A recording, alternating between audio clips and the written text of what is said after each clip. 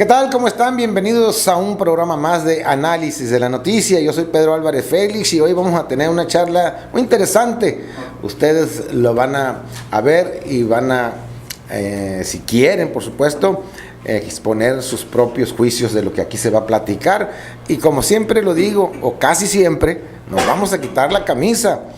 El licenciado Marcial Liparoli y yo. Vamos a ver esto. Antes de empezar con esta charla, déjenme y les recuerdo a nuestros patrocinadores, Ecoagro, que tiene en puerta su 14º taller de agricultura orgánica del 10 al 14 de abril. Así que esté pendiente porque es muy interesante este taller que se va a realizar por Ecoagro. Tenemos a Diesel del Fuerte, también a Yamaha aquí de Los Mochis en el centro, en donde usted puede encontrar cualquier tipo de refacciones que usted necesite para cualquier marca de motocicleta. Tenemos a Cintar, semillas de frijol, sencillamente los reyes del frijol. Y Café La Soledad, precisamente este café que estamos disfrutando en estos momentos en este programa, mi invitado especial y yo. Café La Soledad, que se hace allá en Oaxaca, pero se distribuye aquí en la ciudad de Los Mochis por Ivanovich Reyes. Él tiene el 6682-498257. Lo voy a repetir un poco más quedito, más despacito. 6682-498257. Ivanovich Reyes lo va a atender porque él es el que distribuye aquí en exclusiva este Café La Soledad, hecho allá en Oaxaca, con un sabor distinto y diferente, y una bolsita de 200 pesos dura o le rinde el doble que cualquier otro café que usted conozca. Dicho esto, vamos a empezar la charla. Muchas gracias por venir a esta humilde morada que es radiocampo.com. Al contrario, Pedro, agradecerte a ti y a don Iván siempre la generosidad que tienen conmigo de hacerme parte de su programa e invitarme para compartir con su auditorio a través de la red la participación que tenemos aquí nosotros. Jesús Antonio Marcial Liparoli. Ahorita que me gusta porque el programa no es precisamente estar que te pregunto, que me conteste, que te pregunto, que contesta.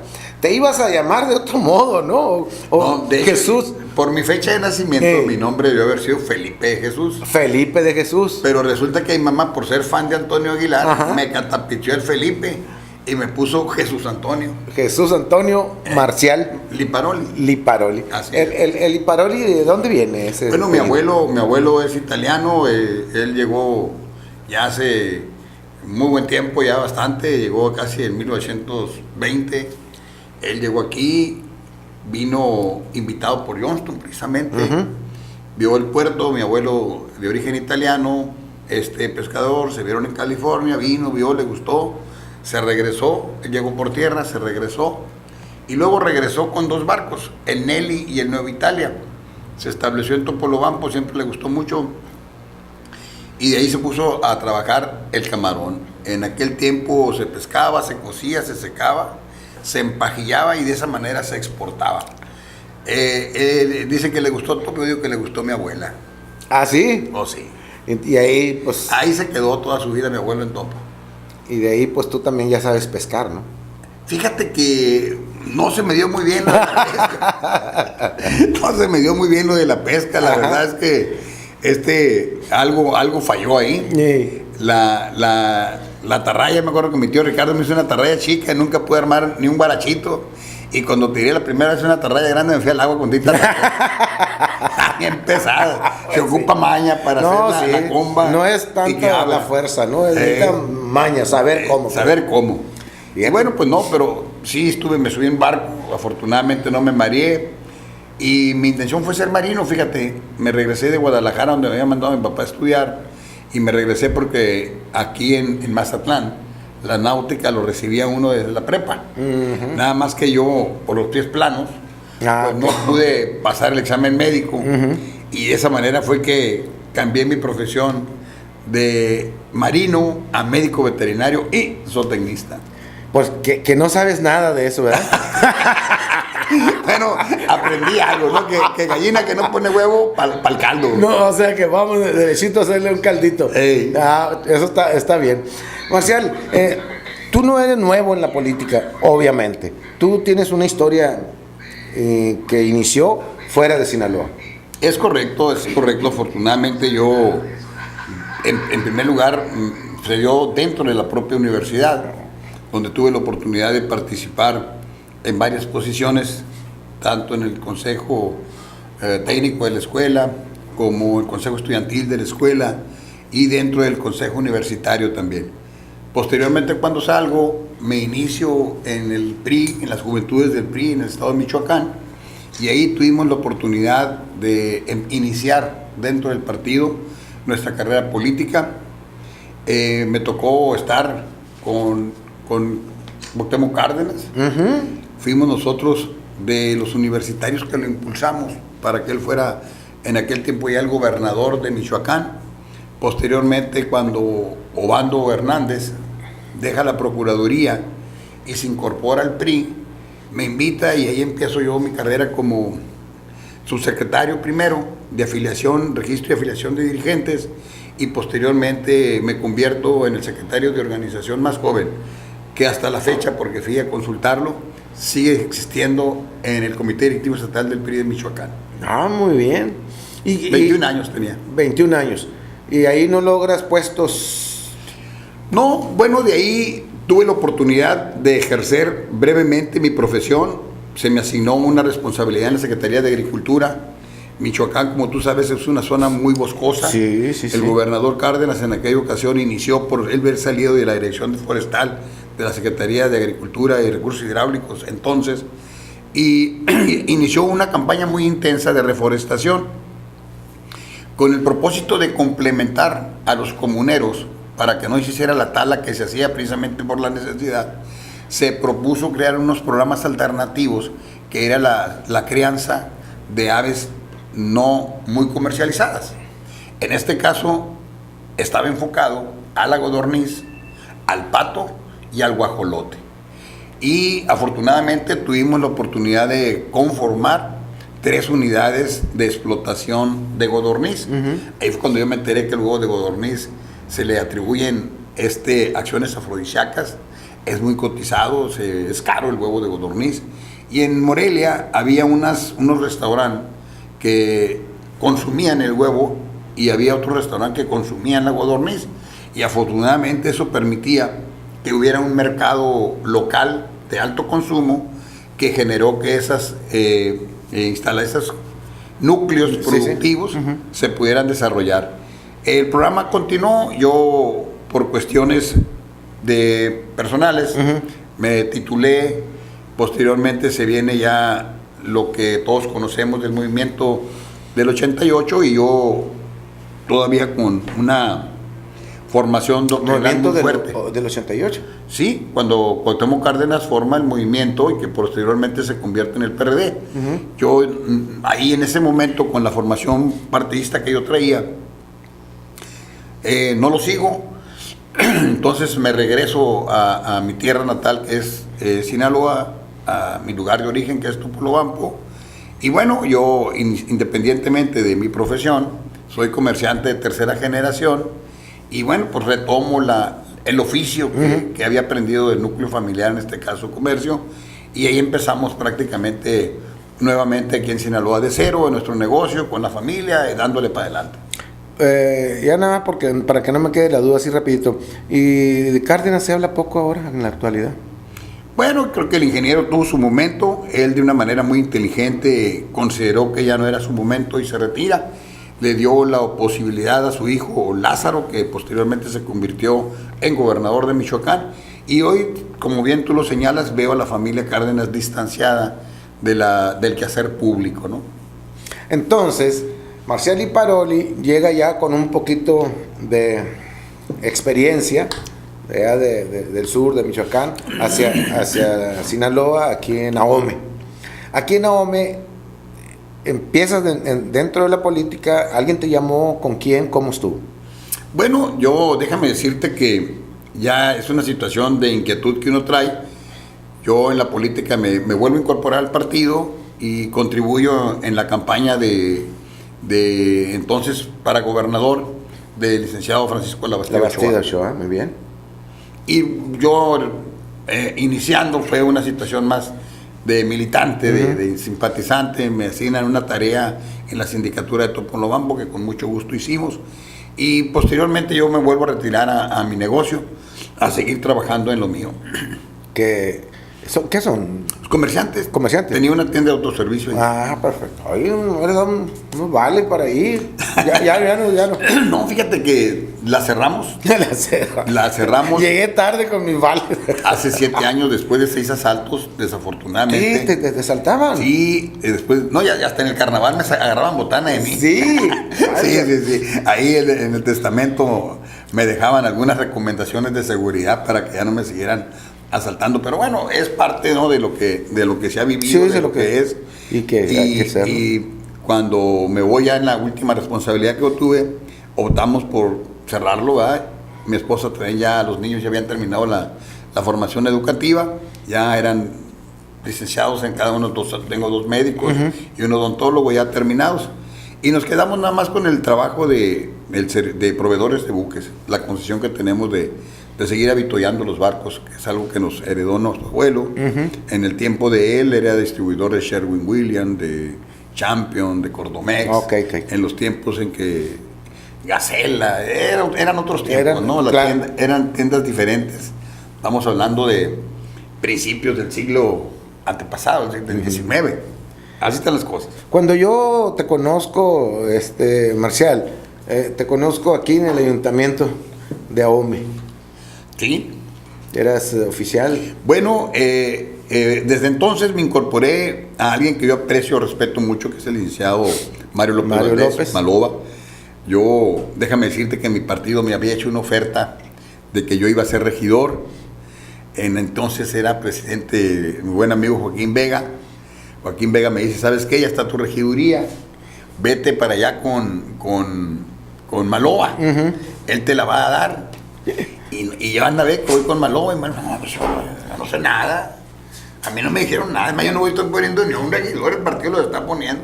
¿Tú ya lo conocías a Maloba? Lo había conocido anteriormente, yo soy cliente de su negocio, entonces ahí tuve la oportunidad de conocerlo. Fíjate cómo. Venía yo del negocio y también en la yarda me habían robado una bolsa de quesos. Entonces yo acomodé la camioneta en doble fila para estarla viendo la caja, para que no me fueran a estacionar. Y lo que no alcanzaba a ver era la parte de la cabina, porque tenía llave, esa no me preocupaba. Y cuando salgo estaba leteando una boleta. Macizo la boleta. Sí. Hice el berrinche de mi vida, ¿no? Imagínate. Unos días antes me acaban de asaltar y no ves ni un policía. Ahora, cuidando la caja, me estaciono en doble fila, porque no había campo, voy y la dejo sola y me van a robar toda la mercancía. Y me agarro un tránsito y me infracciona. Estaba yo renegando cuando él iba llegando y me arrebata la boleta. ¿Por qué está enojado? Me dijo.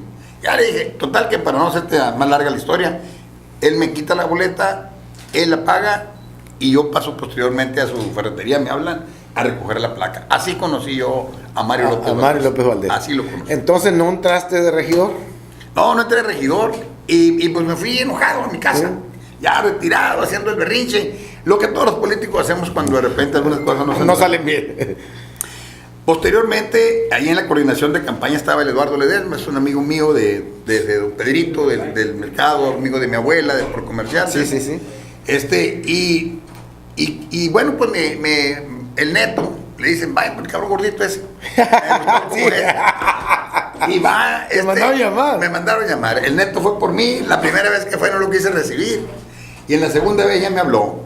Ya me acuerdo que en una de las idas yo que llevaba mercancías, me topé el convoy del entonces ya precandidato todavía, y me dice que ya nos vemos. Y sí, a partir de ahí yo me incorporé a su equipo y gracias a Dios me siento muy orgulloso, muy satisfecho. Pero no participaste en su campaña. Sí, claro, de Maloba. Sí, claro, me fui a la casa de campaña y yo fui el coordinador de promoción al voto de la casa de campaña. Perfecto. Sí, claro. Y aún así no te incluyeron entre los regidores. No, eso ya estaba decidido que yo no iba. Eso ya se había cerrado, ya era historia muerta. Okay. Y ya, bueno, por mí me involucraron en eso y afortunadamente, bueno, al concluir la campaña me hace la invitación de una oficialía mayor y yo, desconociendo totalmente lo que eso era, acepté, no fue un pedo. Es un conflicto enorme, ¿no? Con los comerciantes de la vía pública, pero afortunadamente creo que hicimos buena relación con ellos.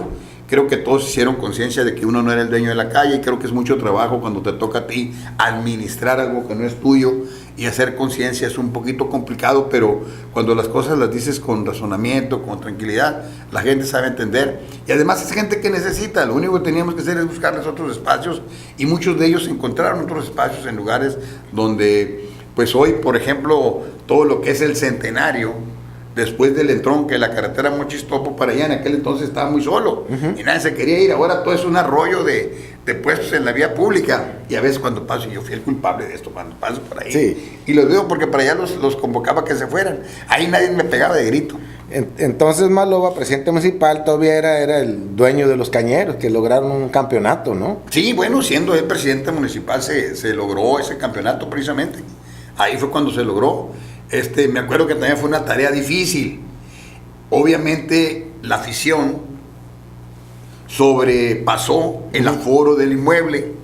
De repente se convirtió aquello en un problema. Me acuerdo que nos tumbaron una de las puertas de acceso de las grandes de este lado. Y a la tercera entrada, viene el oficial mayor, pues que paro la venta de cerveza.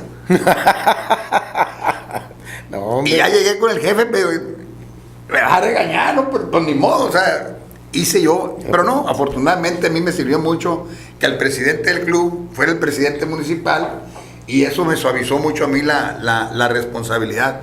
Y sí, a la tercera entrada tuvimos que cancelar la venta de cerveza porque pues era ya intransitable.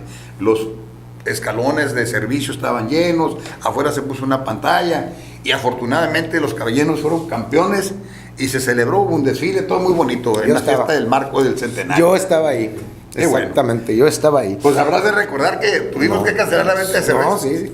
A mí no me importa mucho la cerveza porque no. A mí sí era mi problema. Porque no tomo. Consejos. No es cierto. Hace rato ya que dejé de tomar. Oye, entonces fue una buena administración municipal, la de Maloba, en donde tú estuviste. Yo creo que ese juicio lo tiene que emitir la ciudadanía más que yo, ¿no? Hicimos nuestro mejor esfuerzo por servirle a los sahumenses y nos esforzamos porque así. Porque Maloba se ganó, pues, a propio y extraño, por así decirlo, pero algo sucedió que gana la gobernatura y ahí todo el mundo habla mal. ¿Qué pasó ahí? ¿Cuál es tu punto de vista? Bueno, mira, yo creo que en primer lugar se tiene un compromiso con la rendición de cuentas y con la transparencia. Yo creo que todos los ciudadanos tenemos el compromiso de exigir que con eso se cumpla. Desafortunadamente, cuando se llega al gobierno con las buenas intenciones, el gobernador invita a colaborar a aquellos funcionarios que él tiene dentro del grupo de su equipo, de sus afectos, que van a contribuir. Y es muy complicado, con las reglas de operación de los diferentes programas, poder establecer un seguimiento que te permita tener la certeza de que todos los colaboradores que están contigo están haciendo su papel. Al final del día, a ti no te queda más que confiar en que cada uno está haciendo su responsabilidad. Y creo que en ese sentido, por lo menos yo, en la parte que me corresponde, ¿Subsecretario? En el subsecretario de gobierno, me esforcé en los 5 años que duré en gobierno para que las cosas se dieran y se hicieran conforme a lo marca el reglamento, y consciente del juicio que viene posterior cuando las cosas no se hacen bien. Fue un compromiso que el propio secretario de gobierno, Gerardo Vargas Landeros, nos instruyó a todos. La Secretaría General de Gobierno fue la única que logró una certificación ISO, y eso lo hicimos precisamente porque teníamos el compromiso de rendirle cuentas y bien a la confianza que nuestro amigo, el gobernador del estado, nos había deferido. Hoy, como legislador, hemos nosotros presenciado situaciones que se están dando. Generamos una reforma legislativa en tema de rendición de cuentas que nos va a permitir precisamente que este tipo de situaciones que lastiman a la sociedad, tener la certeza de que a través de ese marco jurídico que se ha establecido no se vuelvan a presentar. Y bueno, yo creo que cualquier gobierno va a estar expuesto a que las cosas se presenten de esa manera. Perfecto. Tú dijiste que duraste 5 años, pero podías haber durado menos cuando andabas precandidateándote para una diputación federal, pero tú me lo comentaste en corto, pero espero que no la riegue, y me dijiste, pues sí, me dijo el gobernador que no me alcanzaron las canicas. ¿Cómo estuvo eso? Bueno, es que lo que pasa es que cuando uno anda en emoción, en la intención y con el ánimo de aspirar a algún cargo, siempre uno pues siente que la gente dice que está contigo. Sí. Y pues no hay gente a la que tú no visites que te diga que no. Que no, exactamente. Sin embargo, cuando tú te vas, siempre va a haber la realidad de las cosas. Y afortunadamente hoy existen mecanismos que son métodos técnicos para establecer unidades de medida que te permitan tener una idea, si no la realidad, por lo menos una idea que te dé más certeza de la toma de decisiones. Y en ese sentido, en aquella ocasión, pues el jefe me dijo, hey, tranquilo, síguele aquí, porque No. el morral de canicas que trae no completa para que... Sí, yo me acuerdo que algo así Le falta un peyotón para que hagas chus ahí en la... Entonces, tranquilos, con mucho gusto dejamos pasar la bola y a seguirle. Aunque tuviera las canicas completas, ¿no? Esa fue la respuesta del jefe, pues. Y ahí no había no había que discutir nada. Yo creo que cuando tú aprendes a trabajar en equipo y cuando aprendes a jugar en equipo, lo primero que tienes que ver es que a veces habrá cosas que no estés de acuerdo, pero el coach es el coach. Así es. Y eso, cuando te gusta jugar algún deporte, cuando practicas algún deporte, lo aprendes en primera instancia y es una norma que tú vas comprendiendo y que vas entendiendo. Y a veces es acertada, pero creo que lo más importante es que tú en tu momento, cuando se te instruya, lo sepas entender y lo acates. Y como debe de ser, ¿no? Creo que para eso éramos equipo. En la campaña anterior, cuando tú te convertiste en legislador, ¿que andas de permiso ahorita? No, fíjate que el partido en su convocatoria no estableció que nosotros tuviéramos que pedir licencia al cargo. Y la ley nos marca que son 90 días. Y los 90 días contados legalmente serían a partir del 1 de abril. De tal suerte que para la campaña, pues. Sí, claro, los 90 días. Sí. La ley marca 90 días.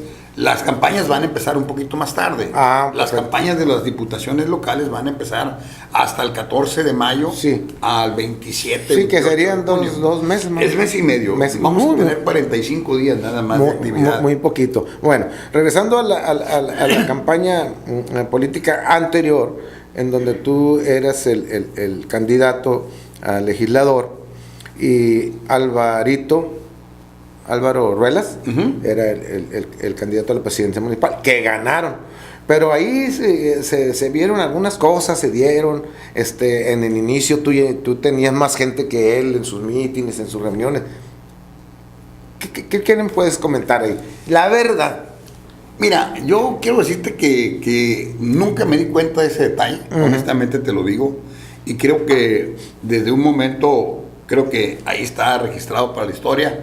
Yo desde que me arranqué con mi campaña con un 3, y siempre dije 3 de 3, y así nos fuimos. La verdad es que no hay nada, ¿no? Fue una situación que ahí se dio. Tú abriste en el Carrizo, ¿no?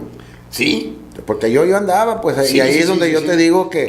Sí, yo abrí ahí, sí, claro. Yo abrí ahí porque la verdad es que creo que era importante hacerle sentir a la gente del Carrizo que estábamos ahí con ellos, y como lo hemos demostrado, la verdad es que yo quiero agradecerle al señor gobernador Quirino Ordaz Coppel todo el apoyo que nos dio, al mismo Álvaro Ruelas en su momento como presidente municipal, el apoyo que nos dio para poder sacar adelante proyectos que habían quedado inconclusos, como lo es el hospital.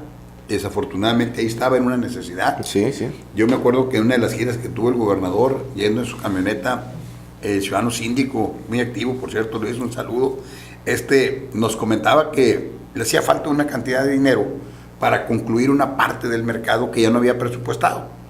Y ahí en esa gira, en el marco de esa gira, le comenté al señor gobernador, y el señor gobernador accedió. Esa fue una gira que se hizo por el Carrizo, donde tuvieron a bien invitarme y que pudimos acompañarlos, y que fue muy exitosa porque no nada más estuvo el hecho del hospital, sino que además estuvo también lo que corresponde al mercado, a la conclusión del mercado, la apertura de un bulevar que va a ir prácticamente desde la espalda de la sindicatura hasta la unidad deportiva donde se juega béisbol el equipo de los Trigueros. Sí, el Trigueros, el Carrizo. Y una unidad que estaba ahí abandonada, que se debió estar rescatando para utilizarla con un fin para la sindicatura también.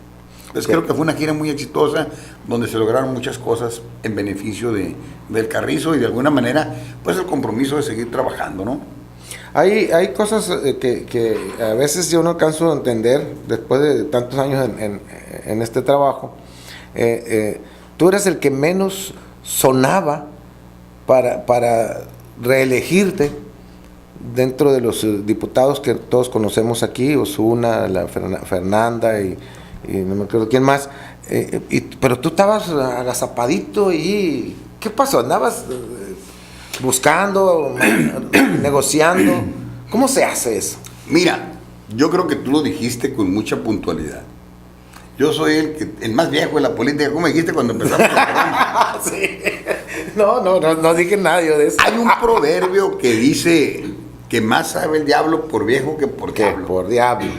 Cuando tú comprendes y entiendes cómo se dan las definiciones y que te ha tocado vivir episodios de definiciones que en ocasiones han sido en carne propia, te hablé de una regiduría, y cuando en ocasiones han sido en terceros allegados. Sí, entiendo. Comprendes lo difícil y lo complicado que es. Entonces, en ese momento tú tienes que aprender a saber jugar en silencio para poder llegar sin lastimar y con el propósito de construir. Eso fue lo que tú hiciste. Y eso fue lo que yo hice. Porque todo el mundo sonaba y acá y este fulano y andaban estaban en su derecho. En pre-campaña. Y estaban en su derecho. Yo creo que era un legítimo, es una aspiración legítima. Yo creo que mal me hubiera visto yo pretender cooptar a alguien, o mal me hubiera visto yo desde mi posición pretender jugar a ser descuidando la responsabilidad que tenía.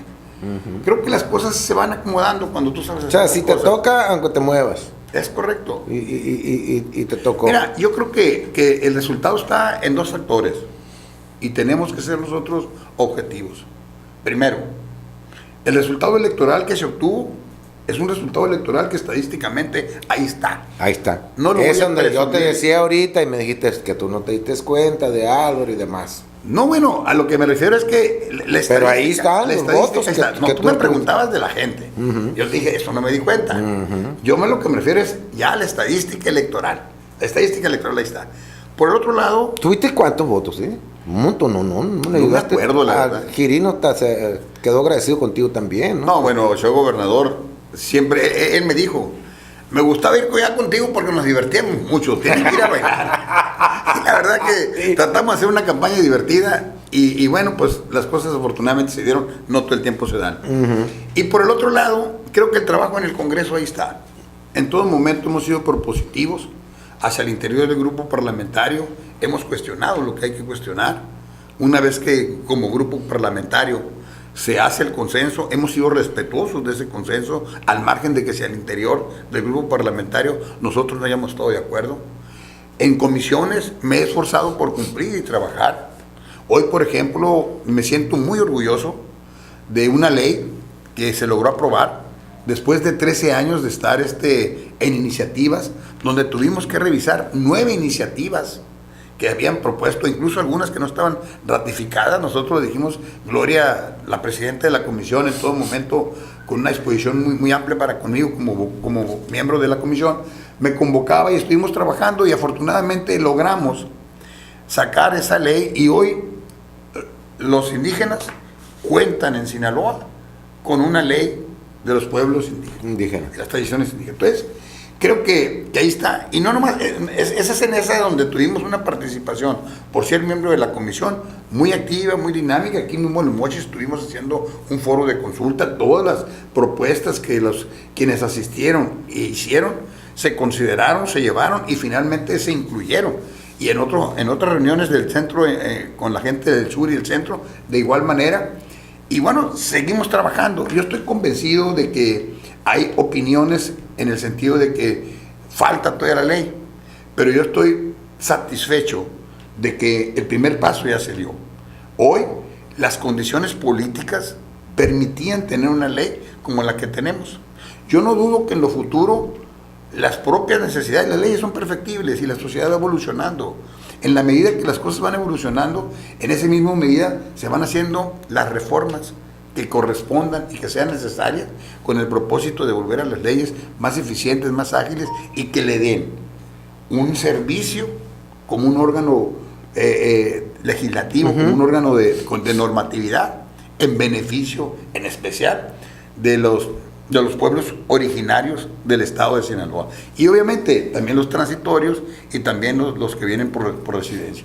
Ahorita, Marcial, que mencionabas órganos, ¿se te olvidó, quedó atrás, cómo va la donación de órganos? Que tú le echaste muchos kilos a eso. Fíjate que no, fue de la primera ley que presentamos, es la ley de donación de órganos, ya está en el Congreso.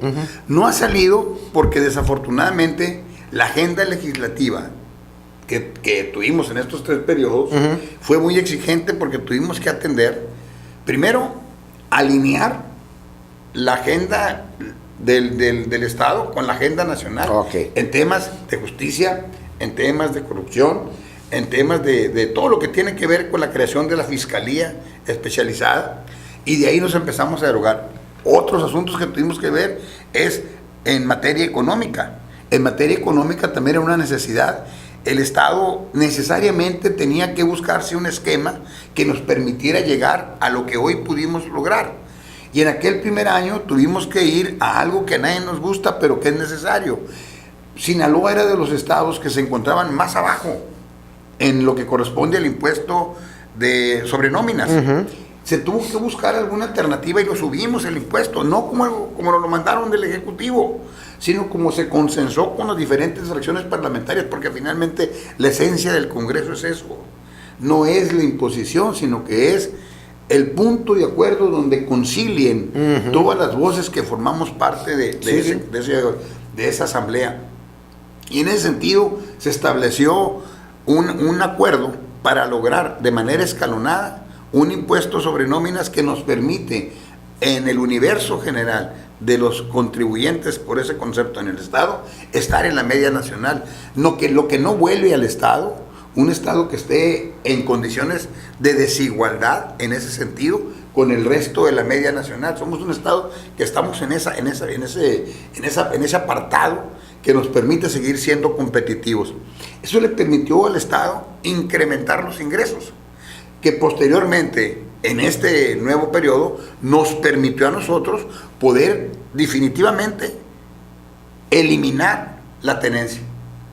Entonces, porque se crearon los andamiajes financieros que le permitan al Estado poder, sin trastabillar, generar un ingreso que se iba a dejar de captar por algo que era un reclamo social muy justo de que la tenencia no se cobrara. Y ahí está. En materia político-electoral hay un reclamo de la sociedad. Hay un reclamo de la sociedad en torno al exceso de representantes que hay en los diferentes estados, se hace cabildo, se hace el congresos locales, sí, claro, congresos federales. Sinaloa dio un paso adelante. Hoy en Sinaloa, ya en este momento, las planillas de regidores van a ir reducidas. ¿Sí? Sí, ya para esta elección va a haber menos regidores. Y para el próximo proceso electoral, el número de diputados también se va a reducir. Hoy vamos a quedar para el próximo normal, en este periodo, 40. Y los 24 por distrito. ¿Por qué no se pudo?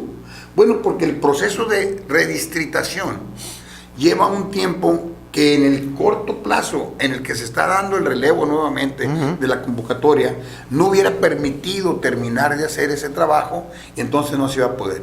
Una vez que pase este proceso, el órgano electoral se encargará de generar la redistritación para que los 18 estados de Sinaloa, de manera... municipios de Sinaloa, de manera demográfica, queden equilibrados en la representación de ciudadanos en 18 distritos locales electorales. Entonces, también eso se redujo.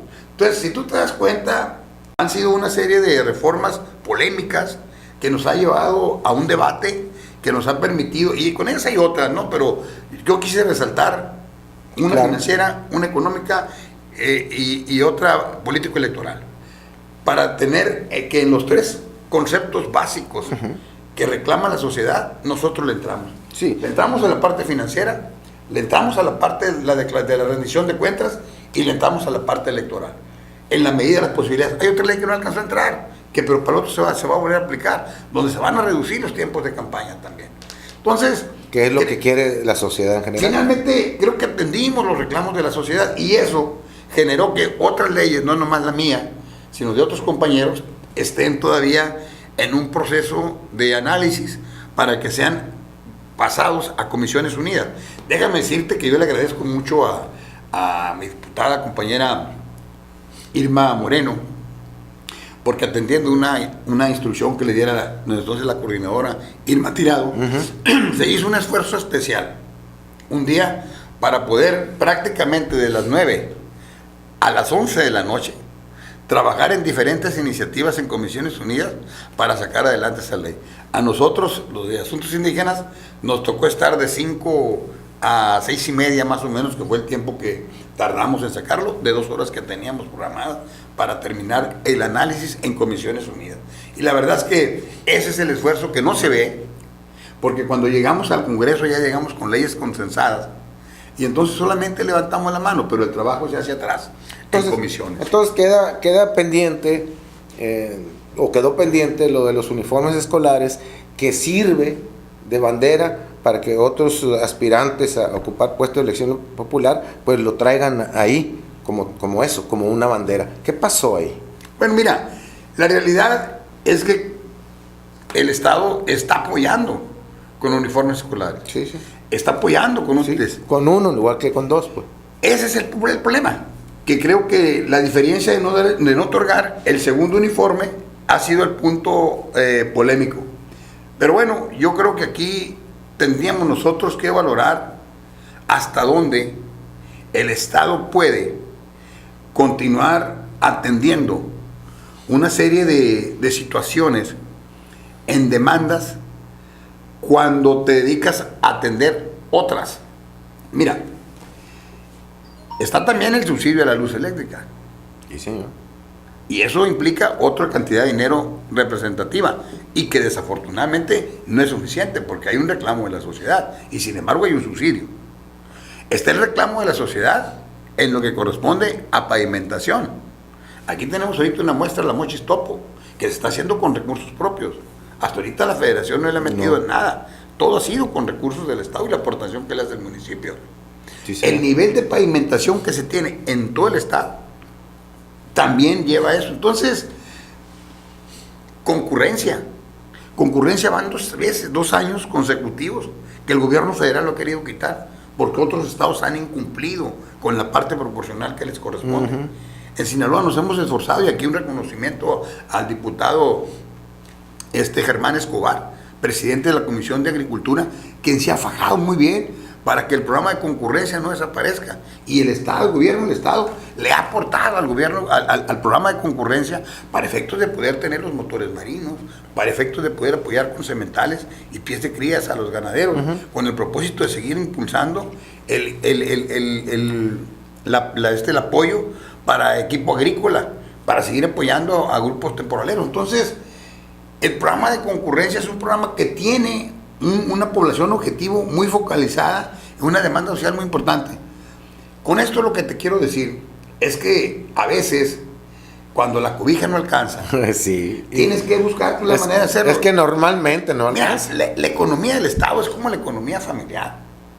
A veces te llega todo junto y no hay ni por dónde empezar. Sí. Porque lo que tienes, o te desfasaste con un gasto y ya no sabes cómo organizarte. Igual el Estado. En orden de importancia, diputado, o sea, la tenencia, no en cada casa hay carros, aunque hay casas que tienen más de 2 carros, ¿ok?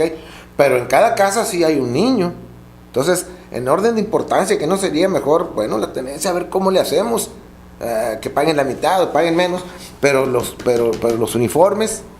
Mira, yo creo que aquí lo que tenemos que seguir haciendo es buscar ser más eficientes en la recaudación. Más que decir, uno no puede, como representante, ser ajeno al reclamo social. Uno no puede ser ajeno al reclamo social. El tema de la tenencia ya era un tema generalizado. Sí. Y si nosotros independientemente de lo que tú comentas, hacemos una unidad de medida en cuanto a las opiniones públicas, vamos a encontrar que el ver eliminado la tenencia fue un acierto del gobierno. Sí, sí, claro. Y que yo no dudo que sí es un acierto, que llegado su momento podamos proveer el segundo uniforme. Pero para ello tendremos que ser más eficientes. Y mira, déjame decirte con mucha satisfacción que precisamente parte de las reformas estructurales que hicieron en materia de transparencia y fiscalización han llevado a que hoy la gran mayoría de los municipios dieron un rendimiento de cuentas eficientes. La mayoría de los ayuntamientos están esforzándose por tener manejo de recursos de la manera más eficiente, y lo más importante, se están empezando a atrever a cobrar por los servicios. La mayoría de los ayuntamientos, el hueco más grande que tenían son en las juntas municipales de agua potable, porque desafortunadamente esa parte, cuando entras a la parte sensible, cuando entras a la parte política, en ocasiones por verte impopular, la dejas de cobrar, pero a ti, la Comisión Federal de Electricidad, no te perdona el costo del bombeo. Y a ti los proveedores, para potabilizar el agua, no te condonan los productos.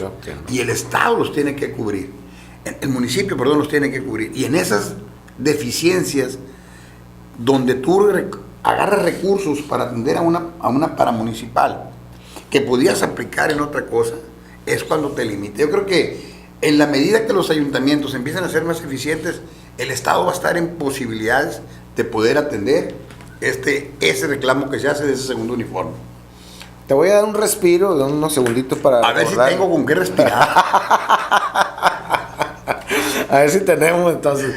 Es que hay que recordarles a la gente que ve Análisis de la Noticia, agradecerles por supuesto que lo hagan, a nuestros patrocinadores. Monumentos memorables, los expertos en el arte funerario, lápidas de granito italiano con fotografía a rayo láser, placas conmemorativas de gobierno, trabajos garantizados de por vida. Visítenos, presupuestos sin compromiso, monumentos memorables, un recuerdo a la perpetuidad. En Editorial Panorama le ofrecemos calidad, oportunidad y precios justos. Además, le brindamos una esmerada atención y servicio. Elaboramos toda la papelería para el manejo interno de su negocio. Editorial Panorama, una empresa con responsabilidad social. Si es impresión en papel, nosotros lo hacemos.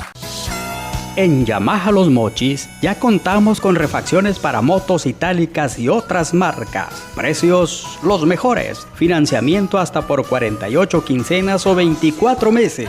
Visítenos en Degollado 643 Norte y nuestra sucursal por Allende 216 Sur. Yamaha Los Mochis. En la segunda parte, aquí sí, agárrese, porque lo que no le hemos preguntado a Marcial, se lo vamos a preguntar, ¿sí o no? Ah, claro. ¿De veras? Ufa. Aguanta. Uf. Marcial, todo está muy bien. Qué bueno. Qué bueno que estés en ese ánimo. Ahora, ok, 3 meses antes de las elecciones hay que pedir permiso, quieras o no. No, es por ley. Uno tiene que ser respetuoso de la ley. Ok. Porque hay unos que dicen, la ley no me obliga. Aquí mismo me lo han dicho. En este bueno, pero yo creo que uno tiene que poner el ejemplo. Yo te digo 2 cosas. Esa en primera instancia, la de pedir permiso en el tiempo que marca la ley. O renunciar, ¿no? Son cargos a los que no puedes renunciar. Cierto, perfecto. Pides tu licencia. Pides tu licencia. Okay. Y que si regresas, y si no, no regresas. Esa también es una decisión que en su momento habremos de tomar. Si ganaste la reelección, entonces dices, no, pues me voy a dedicar a hacer mi proyecto para los próximos 3 años más y que termine el que está. Se puede, ¿no? Por supuesto que sí, porque además creo que merece como suplente tener y vivir la experiencia de lo que es el proceso legislativo del Estado. Disfrutar de tener la oportunidad de estar en el órgano supremo del Estado en el poder legislativo y tener la oportunidad de poder emitir leyes que deben de ser observadas, atendidas y respetadas por todos los sinaloenses. Recientemente, 2 días atrás, si acaso, escuché un análisis de varios analistas nacionales, por no decir periodistas, del tema político, y nos hablaban de la posibilidad de que Luis Manuel, ¿se llama? López Obrador. Andrés Manuel López Obrador tiene 99% de posibilidades de ganar las elecciones. ¿Qué opináis? Bueno, que finalmente lo que te comentaba hace un momento, las unidades de medidas que representan las encuestas son eso, el diagnóstico de un primer inicio. Creo que él, en nivel de conocimiento, es una persona que tiene cerca ya de 18 años en campaña ininterrumpida. Sí. Y creo que eso sería, no estar en esos niveles, sería hasta una observación de decir, ¿qué pasó? Sí, así es. Nuestro precandidato es un precandidato que surge no precisamente de la actividad política, Así es. sino de la política administrativa. Ok, muy bien. Donde de repente lo sacan a jugar esto, y creo que el partido en su momento habrá de seguir estructurando las diferentes precandidaturas que ya se están armando, y que llegado el momento sean las candidaturas, y creo que la verdadera competencia va a empezar cuando inicien las campañas que ya estamos todavía le falta. En este momento es un proceso hacia el interior de los partidos. De los partidos, cada precandidato. Y bueno, cuando se trabaja hacia el interior de los partidos, es complicado poder irte más allá de lo que reclama la sociedad, porque tus propias agendas son reducidas a determinados espacios. Sí, pues la ley te lo marca. Tus propias agendas están limitadas a manejar las propuestas hacia el interior de la militancia. ¿Cómo se puede revertir si el peje, así me gusta decirle a mí porque no se me olvida, y el nombre sí se me olvida, está más de 10 puntos arriba de Ricardo Anaya y de José Antonio Meade? ¿Cómo revertir? ¿Qué piensas tú? Mira, con mucho trabajo, y no nomás me refiero al trabajo que se tiene que hacer de contacto con el ciudadano, sino además de trabajo con todos aquellos organismos de la sociedad que generan opinión y que seguramente están lastimados porque hoy ven acciones que el Estado con responsabilidad ha promovido, que en este momento son objeto de señalamientos. Sí, señor. Pero que en determinado momento llevan como propósito fortalecer al Estado mexicano. Mira, yo quisiera que analizáramos hacia Sudamérica estados, países que han generado y que han tenido el valor de enfrentar estas situaciones, y que en su momento, cuando los han hecho, precisamente han tenido crisis, pero que en el devenir se han fortalecido. Y ahí se los dejo. Chequen Chile. Por ejemplo. Chequen. ¿Y nosotros estamos preparados como país? Mira, te voy a poner un ejemplo. Cuando México entró al Tratado de Libre Comercio, ¿qué se decía? ¿Y hoy qué estamos buscando? Hoy estamos buscando mantenernos en el Tratado de Libre Comercio y buscar mejores garantías. Y cuando en su momento se firmó el tratado, había una serie de especulaciones y cuestiones que se manejaban. Sin embargo, la balanza comercial se ha incrementado. A los mexicanos, al país, le ha beneficiado. Hoy tan es así que en los foros trilaterales que se están llevando para llevar a cabo ese refrendar ese acuerdo, quien se siente ahora más amenazado por el tratado son los mismos gringos. son los Estados Unidos. El mismo presidente Trump lo externa. Es el que no está. Incluso que ha sacado una reforma que aparentemente pretende con ella generar una desventaja para las empresas que tradicionalmente y que actualmente están pensando en México y están en México apostándole para sacar adelante su producción. Captar recursos es muy importante para los gobiernos, ¿no? Municipales, estatales y demás. Aquí me llegó una, desgraciadamente lo puse que no sona, que sin sonar el celular, y ahorita se me ocurrió revisar la hora y veo una pregunta que me hacen llegar obviamente para ti, y se refiere a cuando estamos hablando de las tenencias y eso, dice, ¿y los carros americanos por qué no los incorporan a un sistema de pago pues que permita captar recursos que se puedan aplicar y atender el reclamo social? El problema de los carros porque americanos, hay muchísimos, ¿no? El problema de los carros americanos es un problema que le corresponde a la autoridad hacendaria federal. Primero que nada, esos vehículos tendrían que ser importados para poder entrar en la regularización de lo que ellos están solicitando. Mientras los vehículos no sean importados, difícilmente van a poder captar. Entiendo que lo que está proponiendo es generar algún programa que les permita a esos vehículos poder transitar sin ningún problema. Hace algunos años, en la administración anterior, se implementó un programa y se hizo un emplacado. Un emplacado, sí. Precisamente, y el argumento más fuerte que se le dio a la Secretaría de Hacienda fue el hecho de mantener un registro de todos esos vehículos, porque desafortunadamente en el registro que se hacía en actos delictivos, muchos de los vehículos utilizados, si bien no eran de procedencia extranjera, sí circulaban con placas extranjeras. Y de esa manera era muy difícil poder darle un seguimiento a las partes de la investigación en eventos ilícitos. Claro. A partir de ahí, la Secretaría de Hacienda hizo una única excepción para que eso se pudiera llevar a cabo, y se realizó.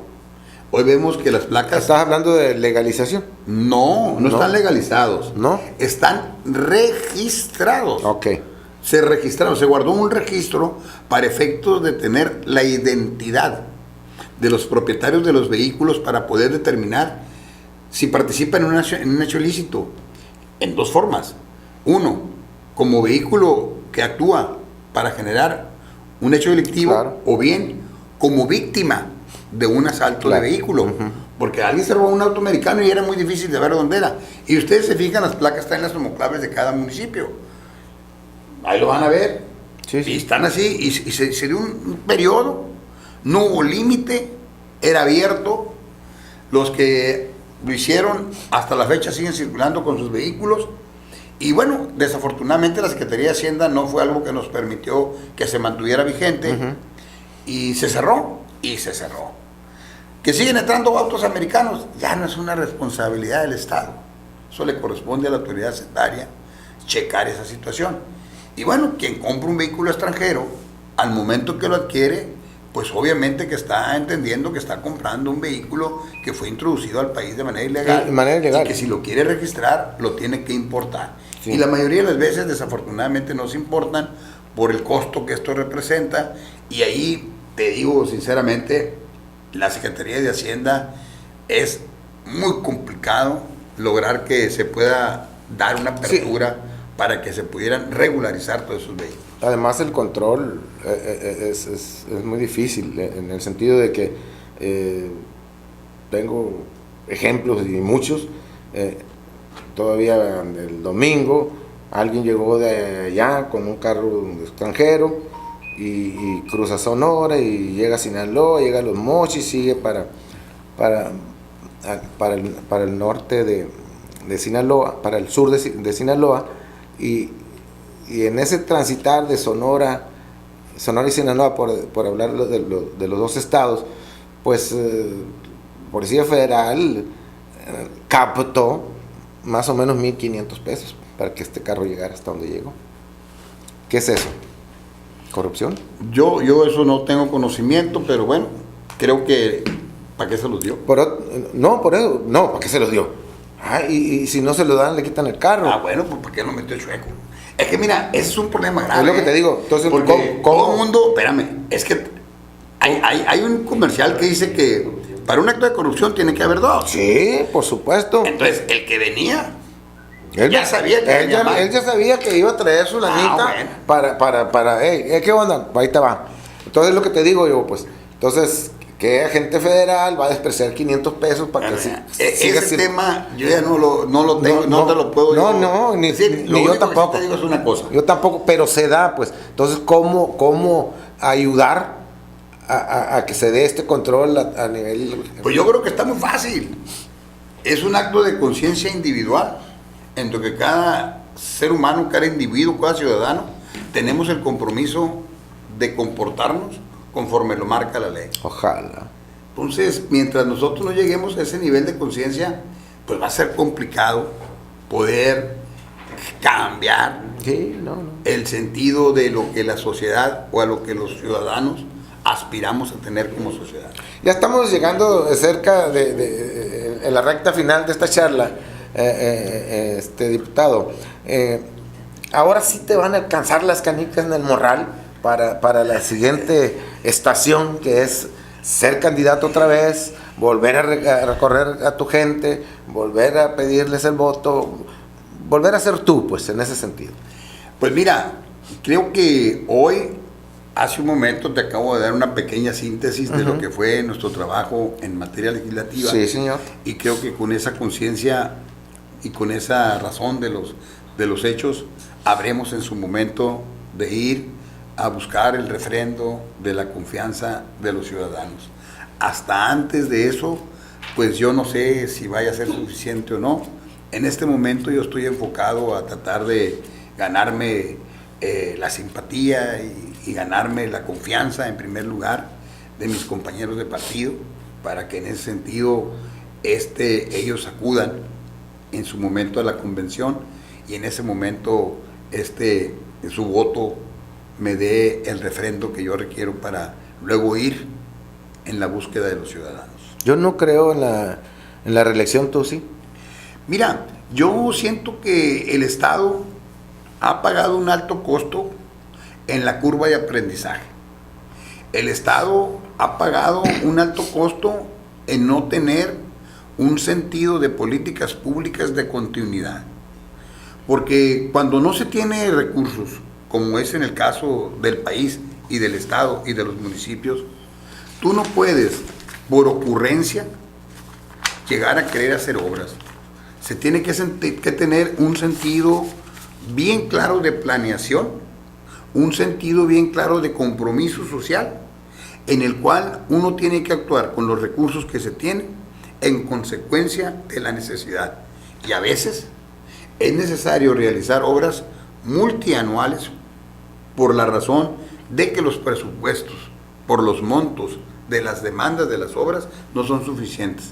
De ahí que la reelección es una opción que le da a quien transite en la función pública para ejercer en el momento del ejercicio de esa función un compromiso de rendición de cuentas, un compromiso de refrendo a la confianza que te permita, cuando vas de nueva cuenta con el ciudadano, que el ciudadano te evalúe, te califique y te diga a través de su sufragio su opinión.